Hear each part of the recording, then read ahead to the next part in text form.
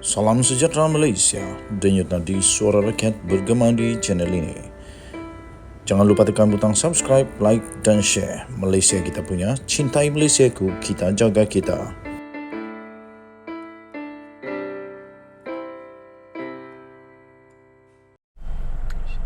Salam sejahtera Malaysia, denyut nadi suara rakyat bergema di channel ini. Dua orang bos bolehlah dikata bos lah ni, di dalam Perikatan Nasional PPBM, Parti Pribumi Bersatu Malaysia, disahkan telah diheret ke mahkamah dan didakwa di mahkamah. Telah didakwa di mahkamah kerana terlibat dengan rasuah. Salah seorang daripada bos itu dikatakan menerima rasuah 6.9 juta ringgit Malaysia. Wow. Ketua Penerangan Bersatu Wan Saiful Wan Jan telah pun didakwa oleh mahkamah kerana telah terlibat menerima rasuah 6.9 juta yang dikaitkan dengannya pada hari ini. Walau bagaimanapun, beliau merasa kesal kerana beliau berkata beliau tidak bersalah, dan beliau berkata itu adalah pendakwaan terpilih. Sekali lagi, ini adalah seakan-akan dialog, seakan-akan skrip yang sama yang pernah disebut oleh mantan Perdana Menteri Malaysia, Banduan Najib Razak. Pada ketika itu, Najib Razak juga berkata dia tidak bersalah dan tak gentar lawan di mahkamah, dan dia juga turut berkata dia juga turut berkata itu adalah pendakwaan terpilih. Kemudian yang lebih best lagi untuk Najib Razak, dia siap bersumpah lagi, siap buat sumpah laknat lagi, tapi akhirnya masuk penjara. Apakah Wan Saiful Wan Jan juga, iaitu Ketua Penerangan Bersatu juga, turut akan mengalami nasib yang sama seperti Najib Razak, iaitu beliau juga akan dipenjara seperti Najib Razak? Pada ketika ini, Wan Saiful Wan Jan adalah Ketua Penerangan Bersatu dan juga ahli Parlimen Tasik Gelugor. Sekarang, beranikah pemimpin-pemimpin bersatu melakukan seperti yang mereka lakukan ketika Najib Razak jadi Perdana Menteri, iaitu untuk mendesak Najib letak jawatan? Sekarang kita akan lihat, cukup telokkah pemimpin-pemimpin daripada PPBM untuk mahu supaya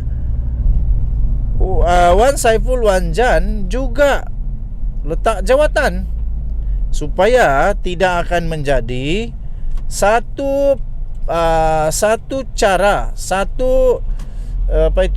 senjata yang digunakan oleh musuh-musuh politik bersatu di dalam pilihan raya negeri yang akan datang ini. Walaupun begitu, Wan Saiful Wan Jan tetap berkata, alhamdulillah proses pendakwaan hari ini selesai.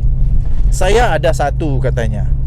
Kemudian dia berkata, saya tadi telah mengaku tak bersalah dan minta untuk dibicarakan, dan saya yakin proses mahkamah dapat buktikan tiada kesalahan yang dilakukan, katanya kepada pemberita selepas selesai membayar wang jaminan di Mahkamah Kuala Lumpur hari ini. Wan Saiful Wan Jan yang sekarang ini berusia 48 tahun dihadapkan ke mahkamah atas 2 pertuduhan rasuah yang dikatakan ada kaitan dengan projek Jana Wibawa semasa pemerintahan PN sebelum ini. Yang turut juga diheret ke mahkamah pada hari ini adalah Adam Muhammad, yang juga adalah Timbalan Ketua Bahagian Bersatu Segambut. Bagaimanapun, kedua-dua pemimpin parti itu mengaku tidak bersalah dan mohon untuk dibicarakan.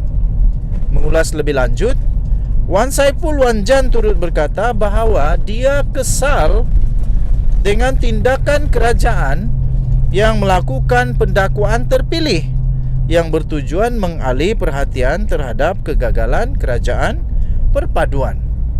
Pada hemat saya, tuan-tuan dan puan-puan, ini bukanlah satu yang terpilih, tetapi menjunjung titah Seri Paduka Baginda yang di-Pertuan Agong, jerong-jerong, semua dalang-dalang rasuah berskala besar harus dibentras dengan agresif. Itu kan titah daripada yang di-Pertuan Agong. Jadi memang bilis-bilis pun akan kena, apatah lagi jerung-jerung, kerana itulah titah yang di-Pertuan Agong. Wan Saiful Wanjan turut berkata dia juga kesal pada keadaan sekarang ini. Kerajaan sepatutnya fokus kepada kebajikan rakyat dan kos sara hidup, keperluan asas yang naik melambung, tuntutan kumpulan wang simpanan pekerja secara bersasar yang disuarakan di banyak peringkat. Tetapi katanya apa yang berlaku, kerajaan melakukan pertubuhan seperti ini untuk alihkan perhatian daripada kegagalan kerajaan. Apa yang nak disebut sebagai kegagalan pula? Pakatan Harapan dengan bukan Pakatan Harapan, kerajaan perpaduan ini baru 3 bulan. Baru 3 bulan. Apa yang nak disebut sebagai kegagalan pula? Berlainan pula dengan Kerajaan Perikatan Nasional yang sudah terbukti dalam masa hanya 18 bulan sahaja, atau kurang daripada setahun, 2 tahun, telah melakukan banyak kegagalan. Dan dengan dakwaan ini sahlah bahawa memang ada kes.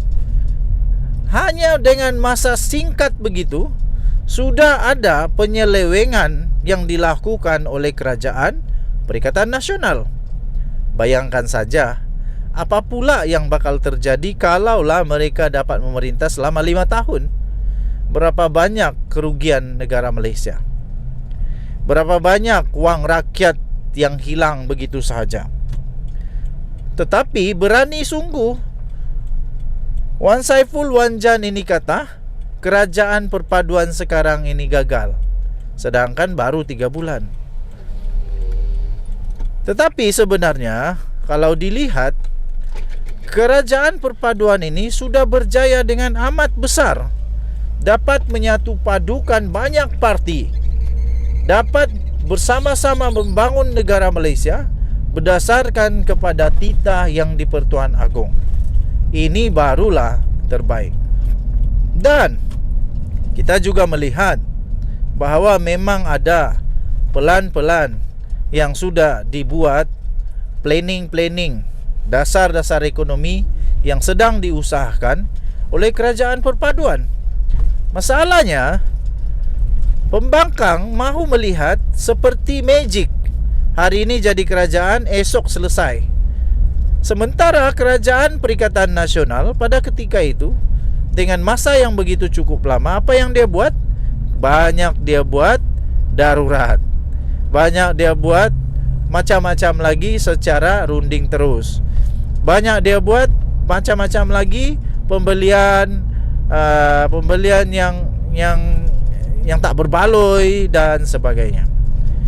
Jadi tuan-tuan dan puan-puan, tahniahlah diucapkan kepada SPRM yang berjaya